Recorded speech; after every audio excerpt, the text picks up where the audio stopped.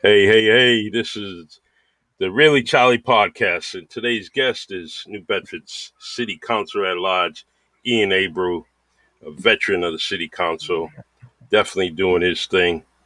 He's more of a leader than a follower. He's going to do what he thinks best after he listens to his constituents. He's definitely been ace in the hole for a lot of things in the city, and I'm very honored to have him on this podcast. Well, I'm honored to be here, Charlie. Good to see you. Thanks for having me on. I was wondering for a very long time, when am I going to be on the Charlie Perry podcast? And Uh, they say in New Bedford, that's when you've made it, when you make it to your podcast. So that's the word on the street. But and seriously, thanks for having me. Happy to be here. Thank you. And no, I'm not up there yet, but I'm just trying to highlight our beautiful city. The city that I love. Um, and with that being said, I want to do something real quick. This morning, I had a good breakfast at a local restaurant that I love for a lot of years since they've been open, and I just want to share it with everybody else. Um, I ate breakfast at Dylan's restaurant, and man, good breakfast for me. 583 County Street, New Bedford, Mass. Open 7 a.m. to 2 p.m. Please stop by. This is one of Charlie's favorite places, and I'm just trying to spread the news. Stop on by. Don't mean to cover your beautiful face there, Ian. That's okay, Charlie. Listen, I'll acquiesce for a plug for Mhm. Dylan's any day of the week. I had breakfast there with a friend on Wednesday, and it was fantastic. And Andy and the whole team there, they've always been so gracious to me, and so I support that wholeheartedly. Oh yeah, good dude. Hmm. Love everything about him, and I'm glad I can get in there. It's many times as I do go in there, I just want to get in there and just see his face, because he works hard Yeah. for what he has. Um, so, how many years have you been on the city council? So this is my sixth year, so I'm running for now. It would be my fourth term on the council, which is crazy. It seems like I was just elected yesterday, and Charlie, you were with me at the beginning, 2013, when I had first ran for councilor at large. We came a little bit short in that term, but we came right back like a ball of fire the next cycle in 2015. And the residents of New Bedford bestowed the honor of electing me, and they've kept me ever since by their grace. So I've been Yeah, honored. It's been the professional honor of my life to serve on the New Bedford City Council. good. I'm proud of you. Thank Thank you. you. It's I wish everyone would take that gracious and admiration for the job. It takes a lot out of you as an individual. Some people say it's a part-time job, but it's not a part-time job because the city's going to try to access you every time, all times of the day, all times of the night, and you got to respond, or someone close to you on your staff or whatever has to respond also. I would agree with that. And plus, too, I have made my bones as being the most accessible elected official that I can be. Folks know that literally 24/7, whether it's social media, through my phone, a text, an email to me, a private message on Instagram or Facebook, I'm tuned in 24/7, 365. Everything from potholes to crime issues in neighborhoods to quality of life issues. Economic development questions and concerns, issues about building permits or the processes in City Hall of how does one obtain a approval for this or a permit for that. So I enjoy what I do. I love it, but I'm learning every day, as we all do. There's still a lot of growth for me in my position. And that's why I'm running for re-election. I want to continue to try to grow and be the best person I can be. Good. You can't fake the funk in New Bedford because they're gonna see you. They're gonna see it right through you if you're just being phony about things. They're gonna know it, and if you'll continue to be one of the top vote getters, vote getters, that's enough to say, hey, I'm doing my job. You know, and Well, and well, go ahead. It's like when you're in school, you let your report card tell the story on how well you've done in the classroom when you've obtained what you've learned. My report card is every 2 years at the ballot box, and the residents of the city have put me back 3 times. We have jumped from, so just as a perspective, we jumped in 2013 and we had fallen short of getting elected. We finished in 7th place. So the top 5 in at large get elected. Yeah, As a reminder, we jumped from 7th to the top place vote getter. So first place within 3 electoral cycles. That's unbelievable. And I'm proud to say, and I think Charlie, you would agree, there's no machine backing me. I don't have, a lot of folks behind the scenes, like who are considered power brokers, trying to call shots or whatever. I'm proud of the fact that I've really maintained a level of grassroots that I've had ever since the beginning, starting with my family and my closest friends, my wife. Um, of course, I've got a core group, and of course, I have advisors. We all do when we're in politics, but I've stayed true to myself, or at least I've tried to. I think I have, and I'm proud of that. good, good. Now I see a lot of different things going on. Construction, Kings Highway. Down near the old building 19. What's going on over there? Well, there are some rumors going around. Again, it's privately owned by a guy named, it's by a group called the Lou Hammond Group, and someone named Mr. Bishens had the property for a while. They're working with the city and our Economic Development Council on some concepts. I know that there was a rumor about Walmart perhaps going there or some other type of retailer. I know there have been some discussions about a Walmart perhaps going there. I haven't heard anything as of late, but that has to be developed. I've been pushing for that area to be developed in that corridor. What I think is that over the next 2.5 to 3 years, when we begin to see the development of the Advanced Manufacturing Center at the Whaling City Golf Course, that whole corridor is going to be getting really a shine down. It's going to be getting cleaned up. Mass DOT is going to be coming through there. The developers of the AMC are going to be going through there. They're going to be widening the street a little bit, which is Hathaway Road. They're going to be putting up some more signage, maybe some new lights at that dangerous intersection off of 140. True. So that would certainly help us with our pitch to a developer to come to that corridor of the city and to that portion of the city. It's developable. It's ready to go. Folks may remember that was the old Continental Screw. That's what it was back in the day. But the fact is that we need more retailers here in New Bedford that folks want. The residents of New Bedford want access to retailers like Walmart. They want retailers like Target here. They want Whole Foods here. There's been a tremendous movement for a Whole Foods or a Trader Joe's or even an Aldi grocery store. I've filed motions in the past that passed unanimously, and we had a guy named Bruno, who's in corporate in Connecticut, come down, and he was looking at our inventory in the North End for an Aldi. It didn't work out for a whole plethora of reasons. They like a deal with the owner of the plaza, but regardless, the point I'm getting to is that we have a lot of needs for development in the city when it comes to groceries and retail. And I'm going to do the best I can to see that those initiatives through and punch it in the end zone. Good, good, excellent. Thanks for it was just a question that came up, just with me today when I wanted to address it with you. But I'm going to backtrack a little bit. You explained how long you've been in city council. Who inspired you to get into politics? Well, that's it seems like a simple question, but it's a little loaded. And Yeah.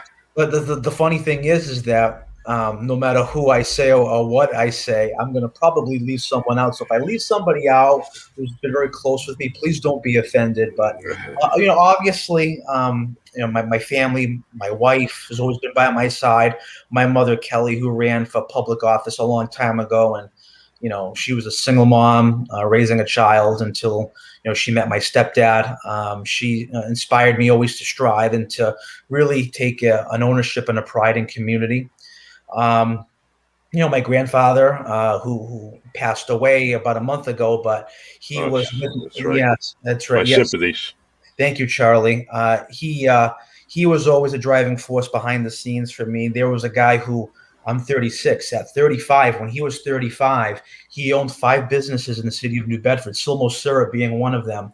So here was Awesome. a guy who was a major job creator, a major economic driver in New Bedford, who really set the tone for the legacy of my family. A lot of people, because my last name is Abreu on my father's side, a lot of folks don't realize that I'm also half Martin, which was my mother, Kelly, my grandfather, Manny. I've got the best parts of both of them. I've got Yeah. my love of the arts and sports and music from my dad, and I get my love of policy and community from my mom and my grandfather. My grandfather's where I get my drive of like love of small business and to see small business thrive. So it created like this melting pot with me. So they all inspired me, and of course my wife. My wife's been with me since the beginning, back when there was a time in politics where I remember I had my first fundraiser. I think I may have had 10 people show up, and I couldn't rub two nickels together. Nobody knew who I was. And now, I mean, we went from that to, I can show you my phone. We have about 500 requests for signs in the city of New Bedford. So Awesome. it's pretty humbling, but you know what? You get there through hard work. You don't get there just by sitting on the couch and playing on Facebook or just talking the talk, Exactly. right, Yeah. Charlie? You got to hit the streets. You got to go meet people, be Yep. engaged. It's so true. And that's another podcast in itself. With your grandfather's, you know, syrup place. So when you're ready to tell that story, we could definitely get you and some of your family members, because that's another iconic place. Through my lifetime, and along with a lot of others. That's a great story. So I'd like to bring that sometime in the future to the Well, podcast. there's a chance there may be an announcement forthcoming regarding that as well in the future. So, well, we'll leave it at that. Yep. I'm gonna that's what we call in radio, right? And TV is a tease. We're gonna tease that a little bit. Yeah. Yeah. We'll see, but there's some work going on behind the scenes. We'll see, but yeah, I'd love to do that. Absolutely. Awesome. Awesome.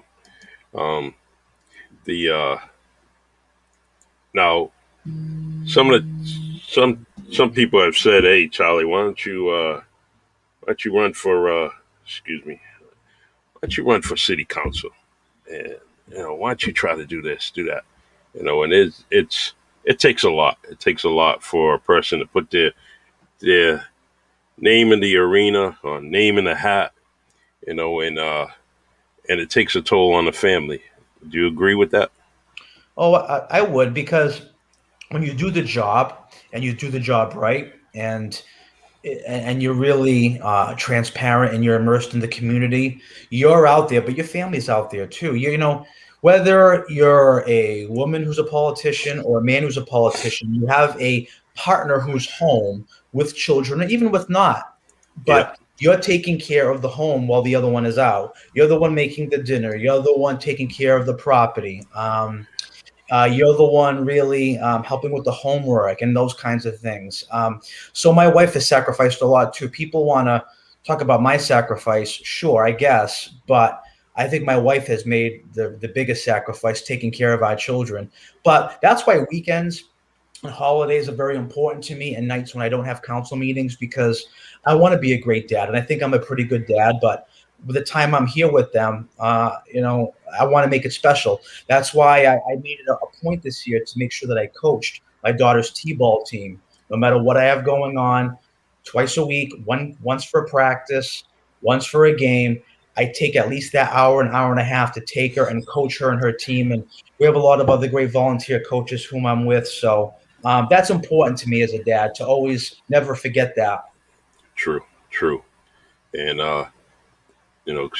word of advice: when you're bringing her home after practice, after a game, just let her talk. Don't talk to her. Don't coach her during your ride home. Don't Yeah. coach her. Um, What's Now, funny is, so it's t-ball, and it's funny because we play 3 innings.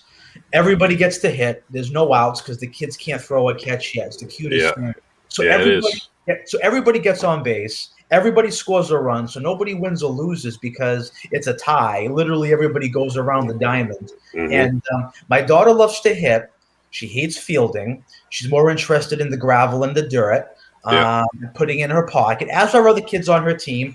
So I think we may have a designated hitter on our hands, maybe a big poppy or something. I don't know, but That's it. We're ready. We're ready. yeah. She's sports are good. I think sports and education is good for any young child. Growing up. Get involved in any extracurricular activity that you can. Doesn't always have to be sports, but join something else in whether it's drama. Anything extra that the school is offering you. Make sure you join it. Just makes a person well rounded. No, you My have to. I played baseball and hockey up until eighth grade. Then when I got into New Bedford High School, I got into drama club, TV production. Like I did a lot of TV anchoring, announcing, things like that. I also did the ROTC program, and I did student government. So I was active. So you're absolutely right.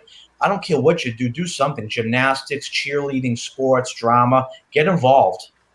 True. Awesome. Now, for the listeners and viewers, how do they reach out to Councilor Ian Abreu? How do they reach Well, out to you? sure. You can call me on my cell, 508 496 4335. 508 496 4335. And this is my office right here. Okay. You see it. There's no admin assistant. There's no, I'll let him know you called. There's no okey doke treatment. When you Yep. call, it's right here who answers the phone. And if I'm tied up, I'll text you back and I'll get right back to you. And I'm proud to say I've never not returned a message or a phone call in 6 years. So that's I'm batting 1,000 there. Sometimes Awesome. sometimes the answer isn't what somebody wants. Uh huh. But you know what? I would rather give the truth and say, we can't do this because of X, Y, and Z. But I'm proud of my record doing that. So call me anytime. Folks can also private message me on Facebook. Just search me in the search bar up top. Just search Ian Abreu. You'll see my official page. Add my page or like it, follow it. And I'm also on Instagram. It's at Ian Abreu NB. And direct message me there too. So there's plenty of ways to reach me, folks. There's no shortage of that. It's awesome. Um, I'm gonna flash his telephone number on the bottom screen. That way you have it. It's also in the comment section. Councilor Ian Abreu, 508 496 4335. Hope I got that right. This is yeah, it's right. All right. What are you doing to me, Charlie? Now my phone's going to be on blast all night. That's all right. I know. Well, when it's a high-rated show like this, Uh, happy to do it. Thank you. yeah, it's good to do what you're doing and the way you're doing it. So don't change. There's things that people you may be inspiring to do something, and it may be sitting on the seat that you're sitting at, in City Hall. But there's a lot of different things that people are kind of looking at you to do. Here's a comment right here that really, best councilor at large the city has ever had. And let's see, there's another one.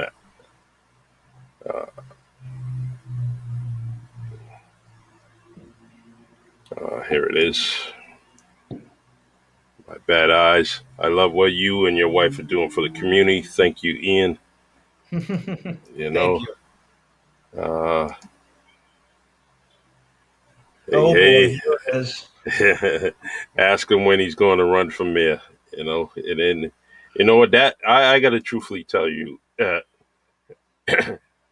just as you got the title of councilor at large, after that first term, those are the things that were always coming up, whether it's on the radio, whether it's, out in the wind, people always saying that, Ian will make a good mayor, and I just think that everyone's going to have aspirations, but you do what's right for you, and you do what Yeah. you're doing a good job. Thank you. Well, look, I get emotional reading those comments because I'm a regular guy, and just like everybody else, I'm not on a pedestal. I'm just here to serve. I'm here to help. As far as my political future, we'll have to wait and see. And I'm not playing the political game. I'm being honest. 2 years from now, which would be 2023. That's a long time from now. We'll see what the landscape is. We'll see where I am at with my family. We'll see how we're, God willing, knock on wood, everyone's health is okay in the family at that point. You never know. But we'll survey the landscape. We'll see how it's looking at that point. Absolutely. Okay. Now we have a comment. Let's see. It says, "Thank you for making your housing affordable." By the way, is this going to be the push for the city? I mean, everyone wants things to be affordable. Um, you know, we got a lot of things going on. I mean, Well, yeah, we have a, obviously we want to bring market rate housing into New Bedford because we want to bring in these young millennial families, these families who have young kids. We want to put them in our schools. We want these families who have good jobs coming to New Bedford and going to our downtown out to eat and supporting local. But we also can't do that while pushing out those who have lived here forever, especially in our West End. I think there are many ways to help people stay rooted in this community. And this is a discussion that has to happen. This has to happen on a state level, but also in conjunction, in concert with the mayor and the city council, but really the executive of the city. I think we need to provide renters with the opportunity and financing to purchase their units. I think we've got to preserve and expand public housing in many ways. I think we have to protect elderly and long-term residents from property tax increases. And we need to make sure that we enforce building codes and offer easy options for renters to report any type of malfeasances. And we've done great work with the Housing Task Force and John Floor. Nobody holds absentee property owners more accountable than I do. I can tell you that right now. yeah, I go after them, and we go after them hard, whether it's a lean and clean, whether it's a board up, whether it's a citation, whether it's a property tax lien just outright. So, yeah, housing is a problem yeah, in gateway cities and urban cities like New Bedford, but it's certainly something I'm willing to work on with everybody to figure out. If anybody can crack the code on this issue, I think we can if we work together. So true. I'm looking. I would love to have more discussions with community groups, with you, Charlie, other elected officials, to see how we can address that for sure. Excellent. Um, Great answer. Good answer. And I just there's so many, like you mentioned about elderly housing and keeping them protected. One of the things that I wish we could have changed in this city is most of the elderly buildings are the tallest buildings in the city, and it always kind of, they're the people that are ailing. They got something wrong with them, whether it's physically, sometimes mentally. And I wish, I like some of the new developments that are going on, Cogswell Street and Myrtle, got that one level complex for the elderly so they can walk around on one level and not using the stairs for any type of reason, unless it's outside or something. But I wish we could do that. But when you look at some of the buildings that we do have for the elderly, whether it's Trip Towers, Melville Towers, the New Bedford Hotel, stuff like that. It's some of those buildings are iconic, so they're probably not going to go anywhere. But if you do, have any say in that, I wish that we would keep everything on a one level. Especially it's at Liberty and North Street, what's it, True, Westwood, true. Westwood. Yeah, yeah, Developments like that. That would be great. yeah. No, I agree with everything you just said there. Absolutely. Quality of life is a huge issue of mine in New Bedford. Yeah, Whether it's, I mean, I can't tell you how many elderly residents here in the city I've had to fight for to get handicap parking decals in front of their properties. Proud of that. yeah, These are folks who have lived in this community their entire lives. They're living on a fixed income, right? They're on Social Security or maybe a pension. They're on Medicare. Um, and life is a struggle, especially if you own a home in the city of New Bedford and you're paying taxes. And if I can help make their quality of life a little bit better, I'm honored to do it. true. Awesome. Um, let's see, got 25 minutes. I'm gonna post one more ad for a good friend of mine. If you don't mind, just give me 2 minutes, Ian. Sure. And let's see here.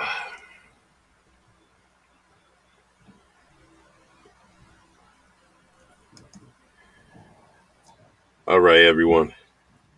It's a comedy fundraiser for Tabby Richards. This man served in 2 wars. If he could have went to a third, he would have. June 25th, Friday, 8 p.m. Music by DJ Lady K at Whites of Westport. Donation is $20 per person. Tickets available through Lorraine and Cecilia's Boutique, which is downtown on William and Pleasant Street. Also, if you need a ticket, I have some with me. The comedians will be Anthony Smith, Dale Cover, Alan Alves, and more. Proceeds will be sent to Cape Verde to the library to assist children in the memory of Tabby Richards. So, if you please attend, a donation is accepted.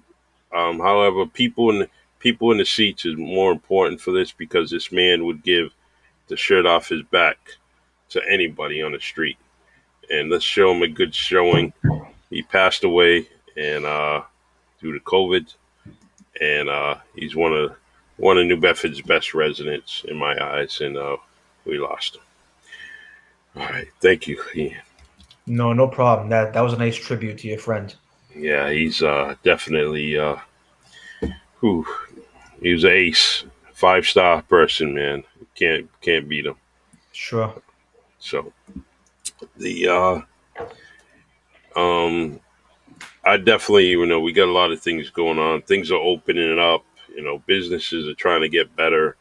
Uh, going through this pandemic was hard for a lot of people, and Yeah. some people are not even ready to go back to work. You see hiring, help wanted, and you know, as a community, how are we going to fix this? Especially when some of the businesses need help. People are just not coming out, man. It's Well, it's really a three-pronged issue as to why folks aren't going. It's weird. It's an interesting conundrum. The unemployment number is off the charts, but yet everybody is hiring. Usually, when the economy is usually tanked, they can't hire anybody because they made cuts, thus the unemployment. But it's a weird situation. It's akin to a couple of things. One, the plus 300 every week until September 4th. true. Folks, even if you were to pay folks at $15 an hour, okay, which is sort of the bar people set as a real good wage, Mhm. $15 an hour at 40 hours a week, you still make more with your unemployment plus 300. It's just a fact. Exactly. So that's one problem. The second issue is childcare. We've had a lot of issues with moms and dads, especially single moms and dads, finding adequate childcare. Childcare centers still are having lots of hiring problems. A lot of folks aren't going back to work at childcare centers for a whole host of reasons. Maybe they're not comfortable because of the pandemic and kids and staff members are kind of all mixed together. So as a result, the numbers and the openings for enrollment at childcare centers and daycares, that is low. So moms Yes. and dads, especially single moms and dads now, they have to continue to collect. They can't go out to work because who's going to watch their small one? Exactly. That's a problem. And then you've got the third issue, which is a little smaller, but it's still an issue. Some folks are just still outright afraid of the pandemic and they don't want to catch COVID. But that's why we tell people to go get vaccinated. So Hmm. you have that 95% chance of not catching COVID. And if you do, that 5% chance, you're probably not going to feel anything. And it's like a 0% chance out of that you would actually be sick to like a hospital level. So, folks, go get your vaccine, please. It's not a government coup. They're not tracking us. I can assure you of that. Folks, the government's already tracking us, okay? They're already doing it. You need a COVID inoculation to do that, all right? Yeah, I kind yeah, of tell a joke, but it's true. It's please go get it. Do it for your community. Really, you should. So that's the problem with unemployment and the employment issues right now. What I'm hearing too through employers, and this is a disgrace. This is a shame, and I hope this isn't the norm. But I've heard this from two different employers. They have a lot of openings. They're hiring. They're conducting interviews. People are coming in for the interviews. They're getting hired on the spot because they're so desperate and they pass muster in the interview. Here comes day one and they no show. They don't show up. They don't return phone calls or texts or anything. And you know why? Because one of the parameters the state has now to collect is you have to complete job searches every week. So job searches, interviews, going on Indeed, filling out applications. So there are some that are using it just to check a box. yeah, yeah, That's unfortunate too.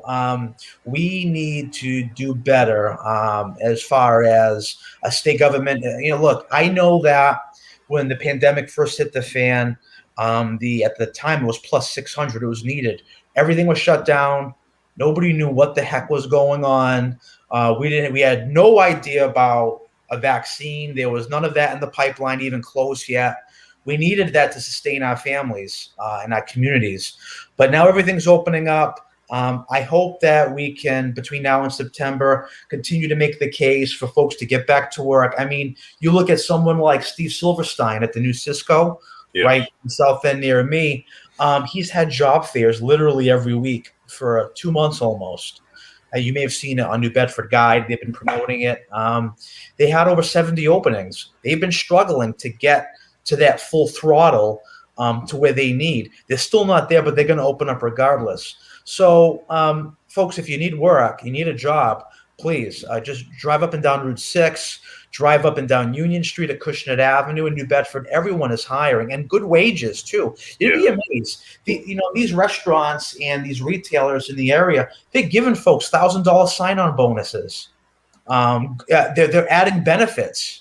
They may not, like for example, a certain retailer or a restaurant, maybe in the past they weren't offering benefits, whether it was 401k or health insurance, but now they're up in the ante and they're doing it because they need the help. wow, So, look, go on Indeed, call the Mass Hire Career Center, check out what's out there. You'll be surprised. There's a lot of good jobs. true, true, true. Good job there, Councilor. The, let's see. Do you have any updates on the train? That's one of the comments here. So 2023, we're going to have the train up at full stop. We're going to have two platforms, not stations. I wanted a platform, especially downtown, but Mass DOT felt otherwise. But we're going to get the Whale's Tooth spot right now downtown near the waterfront, and we're going to get the Church Street station. Folks may remember the old Julius Coke on Yes, Church Street. We're going to have the platform right there. I'm still fighting for a station, especially downtown. I think that would be nice, but we'll see how that goes. We'll take it one step at a time. I know a lot of folks think it's a pipe dream or it's a boondoggle and it's never going to happen. Folks, it's going to happen. Okay, I've been on the executive board of the Rail to Boston Coalition for 6 years now. The money's bonded. The permits are secured. Drive by Kings Highway. I don't have to tell you that the rail's coming, all right? They're working on those culverts. They're working on those grade crossings. And I know Kings Highway is a disaster. Mass DOT is doing that. Mass DOT is going to pay for that. The state's paying for that. Don't worry. I was on it today. It is really rough. It's a yeah, rough stretch there of road, but when the rail is all tuned up and ready to go and the work is finished, the underground work, it's going to be a brand new piece of stretch of road there. So I look forward to that. yeah, excellent, excellent. So it's some people, some residents don't know. Young and old, they don't realize that the Steamship Authority was here. The railroad was here in New Bedford. So it's something that we could definitely accommodate and make it very beneficial, which I think it is. And it's something that I raised some issues over the past years. About the railroad coming here. You know, um, we do have we don't have the steamship authority, but we have a ferry that goes, to the islands in which we need. And I'm very happy that we do have that because you could jump on that ferry, go have breakfast, lunch on the island, then come back, and you're home all in the same day, and it's a real good trip. So We love going over to the islands, but what we love more here, especially as a New Bedfordite, I want those Nantucketers and those Martha Vineyarders to come here and spend their money here, yeah, come to our downtown and eat. Yeah, I love us spending our money elsewhere when we go on vacation, but I love other people's money in New Bedford. I love it. Coming, yeah, especially with the 4th of July fireworks coming up on July 3rd at 9 p.m. The restaurants and the pubs and the bars downtown are going to be open later. So come out to eat. I can assure you it's going to be family friendly. I'll be there with my family. Hopefully, I'll see you, Charlie, out and yeah, about. yep, You and your family and everyone on your show. I'll be there. It's going to be a lot of fun. All of us together as a community. Somebody mentioned it to me today, and it was pretty remarkable. And he was right. This will be the first post-COVID community fair, festival, mass gathering we've had. That's pretty awesome. remarkable. Yeah, it's good, and I mean, I see a lot of happy people when they're out there, doing different things, and I hopefully eventually, the mayor steps up and gets the music down at the pier again. Even if it's just for a few months, maybe in the fall. I noticed that everyone's kind of waiting for the fall to come, and before they make those drastic decisions. But I would love to see that. I love music on Pier 3. I think it's a beautiful backdrop. You go get an ice cream cone at the Acushnet Creamery, or go get a clam or a lobster roll at the Whale's Tail, right there on the waterfront, and you go stroll over and listen to some music. Does it get any better than that? I don't think so. Not around Yeah, me anyway.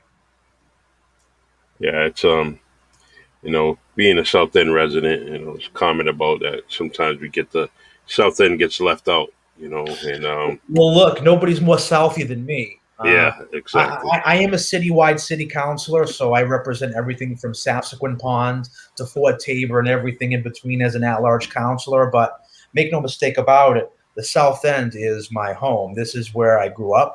I grew up on Bellevue Street. I live on Aquidneck Street. My in-laws live on Calumet Street, so I'm pancaked between my family. So the South Yeah, End was really, really personal for me. Trust me, and I agree. yeah, yeah. And you can't make any mistakes, or you're not going to the cookouts, and you're not going anywhere.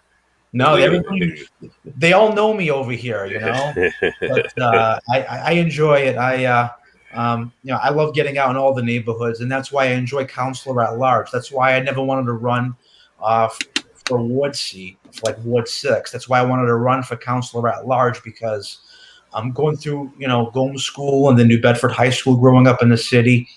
I got to know kids from Blue Meadows and Montes Park, and then at New Bedford High, I got to know kids from Satellite Village and from Sapsequin Pond and from Pine Hill Acres and from Hathaway Road, and I got to learn about all different pockets of the city, and I got to know about all of their vavos and vavoos and tias and tatias, and uh-huh. and that was really cool for me to get to know that, and that's what I love. I love the fact that I can knock on someone's door in on Davis Street in the Lower North End, and it can be someone's vavoa, and she's got a panella of kale soup on, and I can talk about my grandmother's recipe, and I can talk about hers, and we can cross reference. And oh, do you put beans in yours? Oh, my grandmother puts potatoes in hers, and that stuff. You don't get that overnight. You have to really assimilate into your community, and I'm glad I've been able to do that. I mean, going to the summers, spending them at the Boys and Girls Club growing up, that helped. Getting to mix and mingle with all kinds of different people, and at the time, Robbie Mendes wasn't running the place. Bernadette was running it back then. Uh-huh. We all remember Bernadette when she used to Yes. run. Yeah, I mean, I love this city. I really do. I love every nook and cranny of it. It doesn't matter which neighborhood. I'll walk any neighborhood and I'll knock on any door. We have done that over the course of my tenure. We've canvassed every neighborhood and we try to be as visible as possible. You sure are. I can attest to that. Thank you. What's going on with the new police station?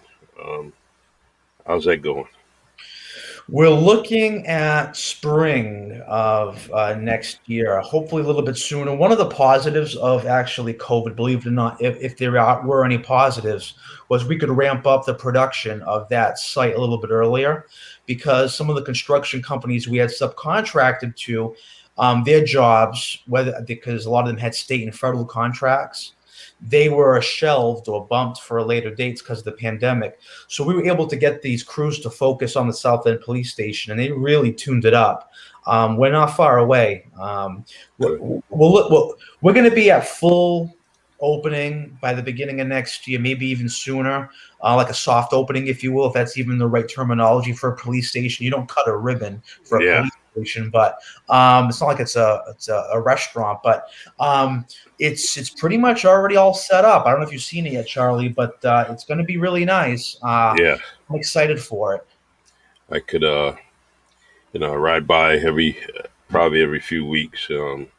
Happen to get a glance at it, see how it's going, and looks pretty good to me. It does, and of course, what'll happen is Station 2 on Cove Street will get shut down as a result because we won't need that. But the good news is that we own that property as a city, so we'll put out an RFP, a request for proposal, and we'll let a private developer develop it and put it on the tax rolls. So maybe that could be a cool restaurant one day, or maybe, I don't know, maybe a boutique hotel. Who knows what they do in there, but I'm open to suggestions. Yeah, I could. Well, I'll save that comment for later, behind the scenes. But it's a very, very, very nice building. The old station. Spent many years there, and but that would be a good idea for the city to kind of let it take over, let someone else take it over, because it was bad location, Well, we're going to be having a lot of that happen. I mean, Station 11, the fire station on Brock Avenue, we'll be putting that out to go on the tax rolls because that's closed. We'll have schools like the Taylor School, like the Dunbar School, Phillips Avenue School. There's a lot of these old structures that need to get fixed up, and the Horatio Kempton School.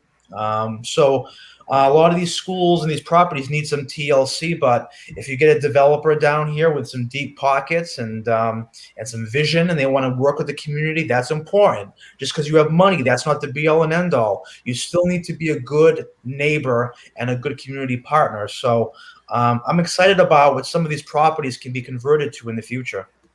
Yeah, we get some great owners, like the owner of the Kilburn Mill, get them in those little buildings like that, those schools, those old structures could be done pretty well. And I always like the old buildings.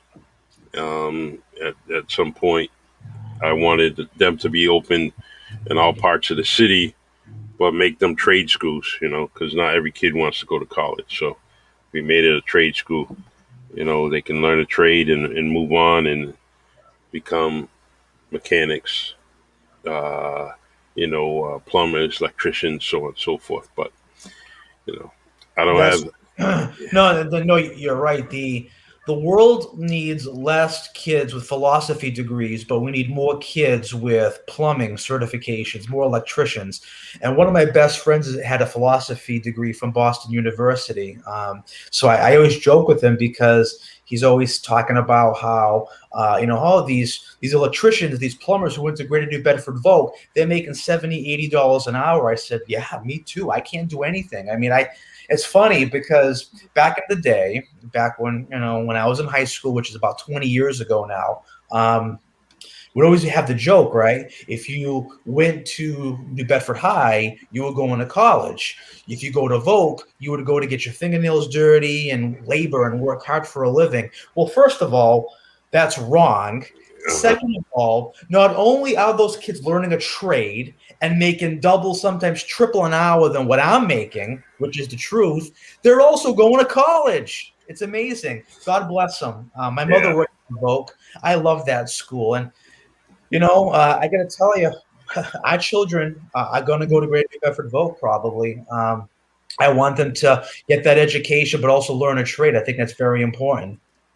yeah. We had I can't do anything. I mean, I can't fix a light. I can't the faucet's leaking. I mean, I got to call a guy or a yeah. gal, whatever. I got to call somebody.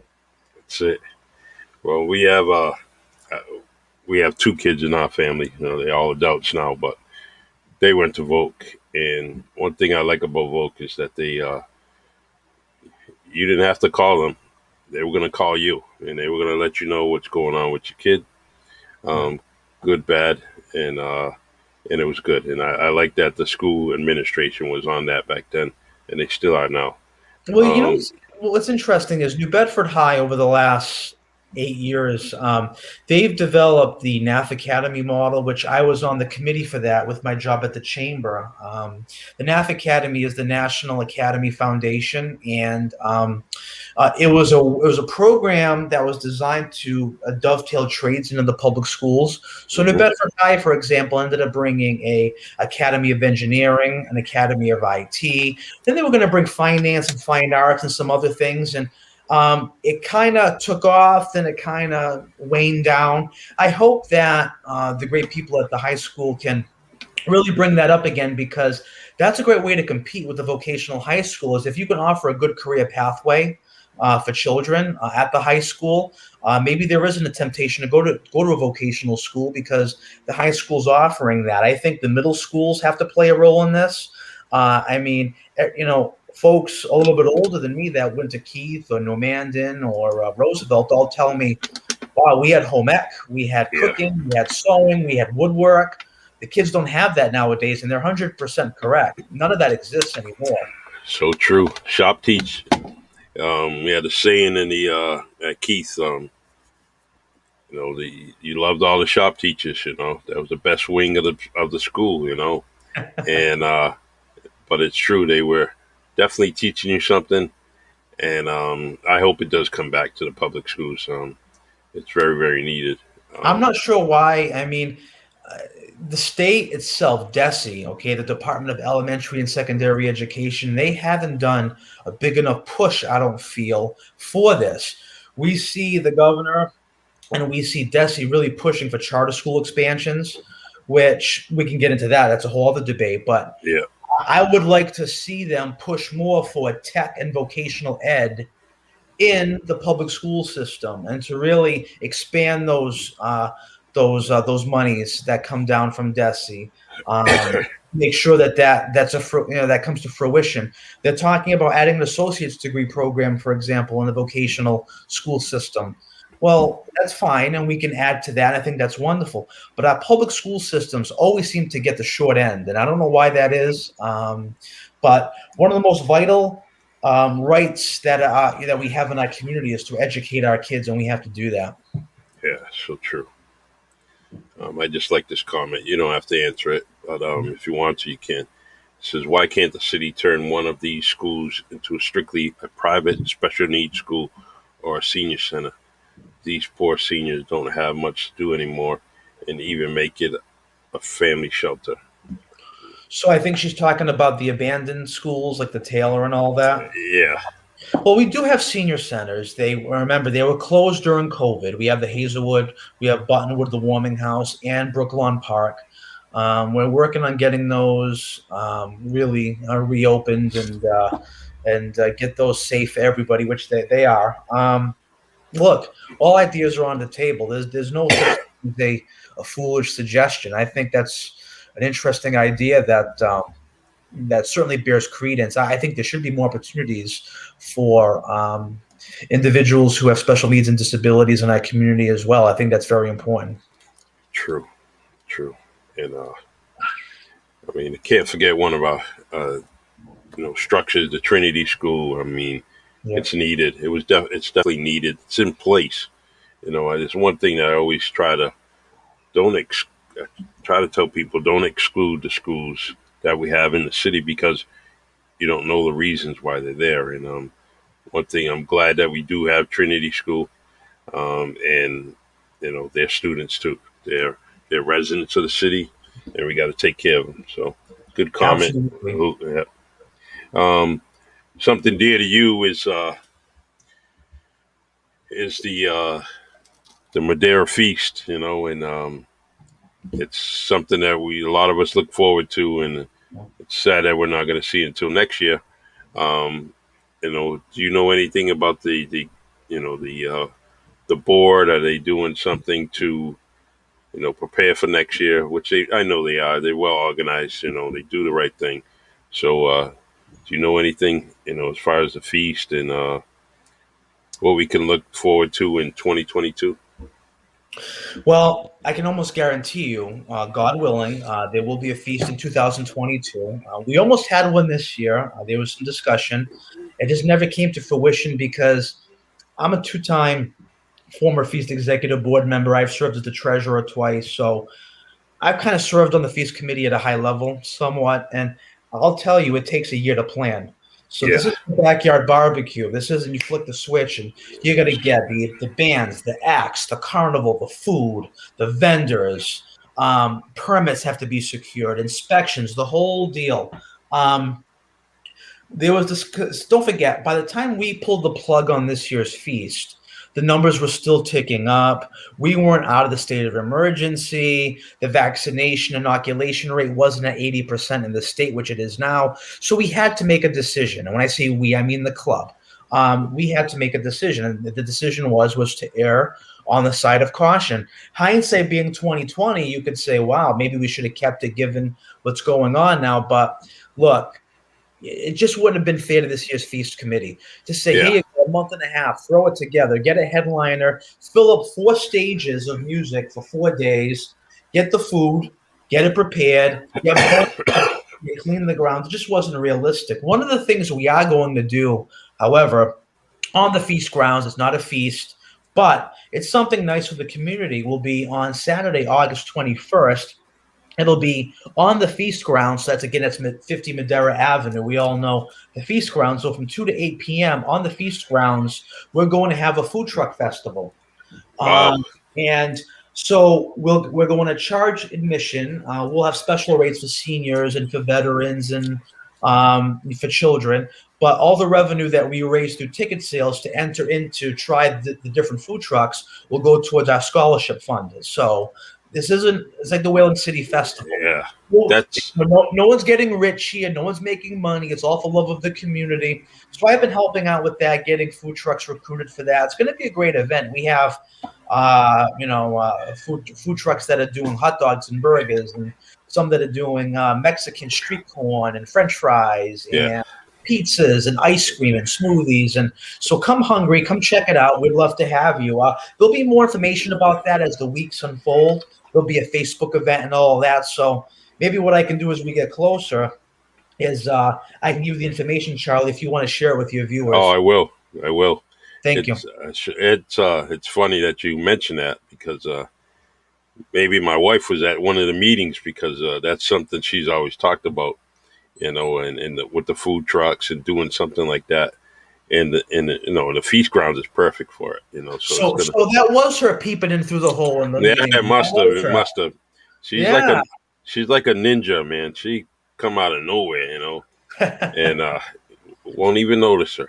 We're gonna have to batten down the hatches. We can't let non-club members come in. Come on. Yeah. But she's dead on. She did that. A woman's intuition, I guess, huh? Exactly.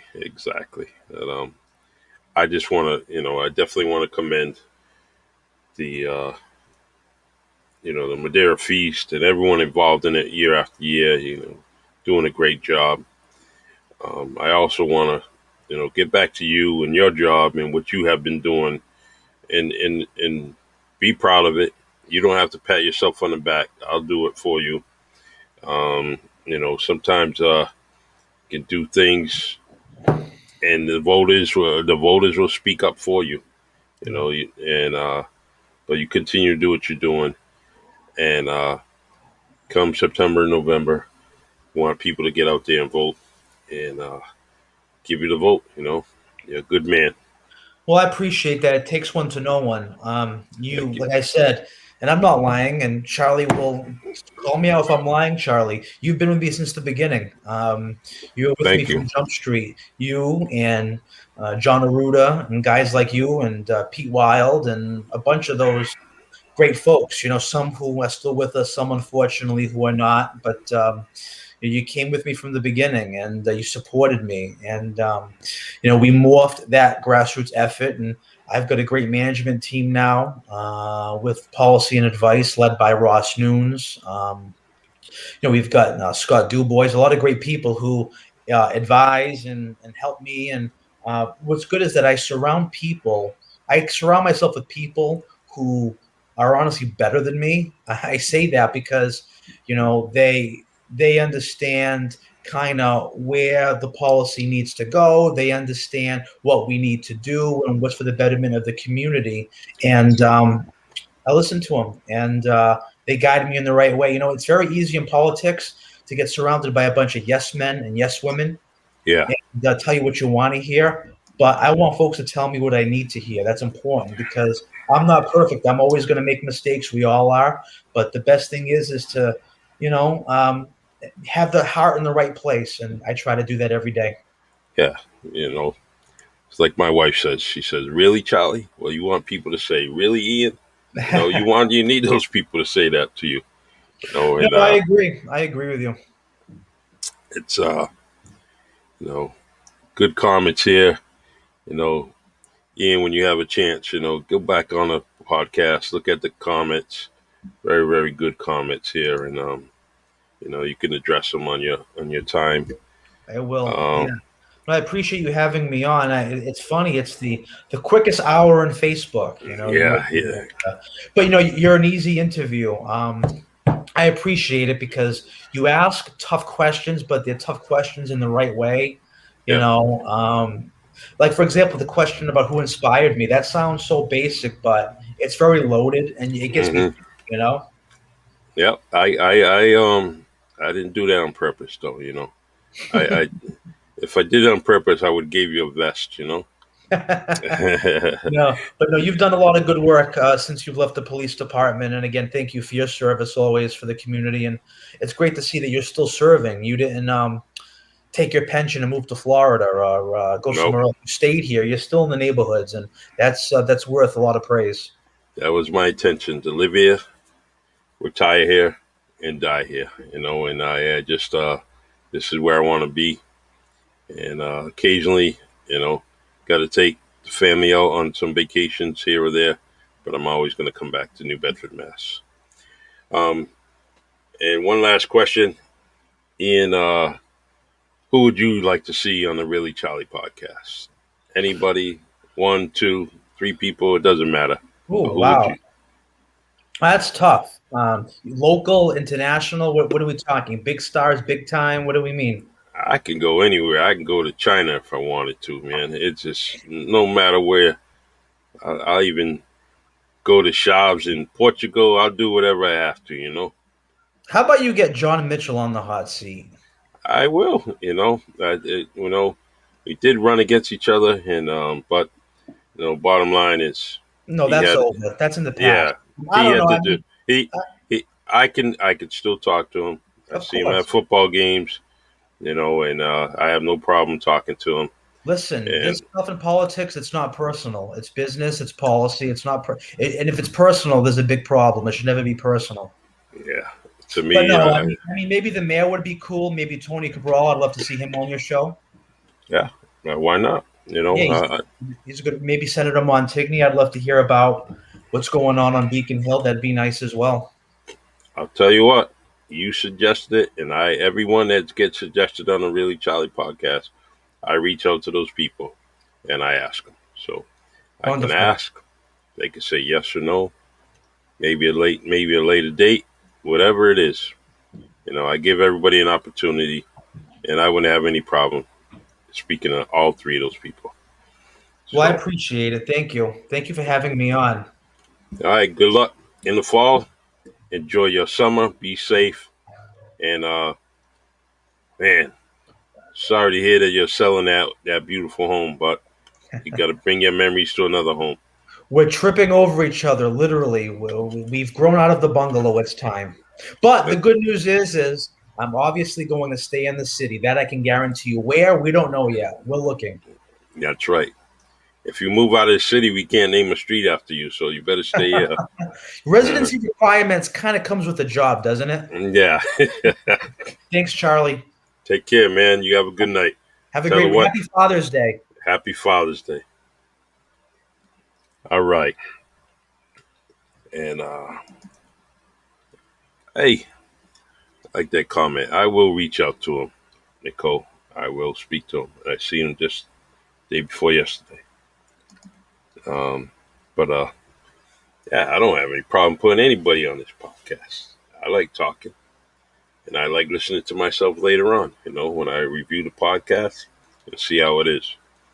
But friends of Mayor Mitchell, friends of Senator Montigny, friends of Tony Cabral, please let them know. I would love to have them on the Really Charlie podcast.